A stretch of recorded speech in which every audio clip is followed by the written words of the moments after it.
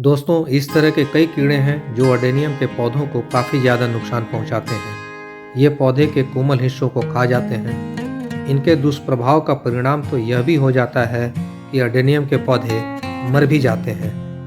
नमस्कार दोस्तों, दिसंबर का महीना है और ठंड बढ़ रही है और इस समय अडेनियम सुसुप्त अवस्था में यानी डोर्मेसी पीरियड में चला जाता है। लेकिन यह एक ऐसा समय है जब अडेनियम्स के पौधों का ग्रोथ रुक जाता है और कुछ कीड़े इसी समय इन पौधों पर आ जाते हैं और यदि समय पर सही देखभाल न करें तो इनकी वजह से पौधे मर भी जाते हैं। तो आज हम इसी विषय पर चर्चा को आगे बढ़ाते हैं। आप हमारे साथ बने रहें इस वीडियो के अंत तक।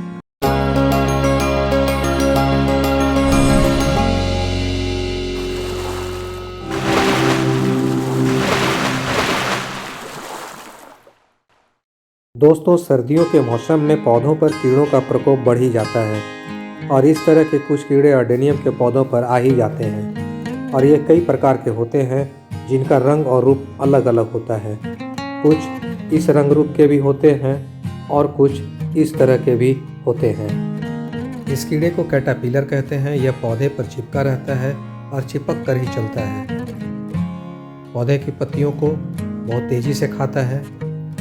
आप पौधे के शीशों को देख रहे हैं, यहाँ की सारी पत्तियों को यह खा चुका है और खाने के बाद यह यहाँ आ गया है और इस पत्ती को भी खाना शुरू कर दिया है। यदि इस कीड़े को इस पे छोड़ देंगे तो ये छोटा पौधा है, शाम तक इस पौधे की पूरी पत्तियों को खा जाएगा और यही नहीं, यह पौधे के कोमल हिस्सों को भी खा जाता है। तो आप इस कीड़े को पौधे से निकालकर अपने बागीचे या अपने टेरेस से दूर फेंक दें।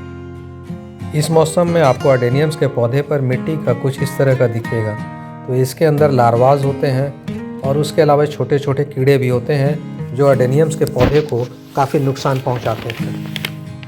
तो इस पे कीटनाशक का छिड़काव न करें। इसे आप अडेनियम्स के पौधे से इस तरह से हटा लें और हटाकर अपने गार्डन से दूर फेंक दें। आपको ये लार्वाज या कीड़े दिखा रहे हैं, देखिए इस तरह के कीड़े हैं, लार्वाज हैं जो बड़े हो जाएंगे और पौधे अडेनियम के फूल पर ये पीले रंग के छोटे छोटे कीड़े आप देख रहे हैं। इसे एफिड बग या लाही भी कहते हैं।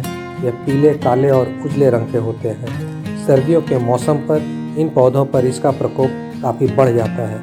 इसी समय चींटियाँ भी काफ़ी सक्रिय हो जाती हैं और इन चींटियों की मदद से ये कीड़े पूरे पौधों पर फैल जाते हैं।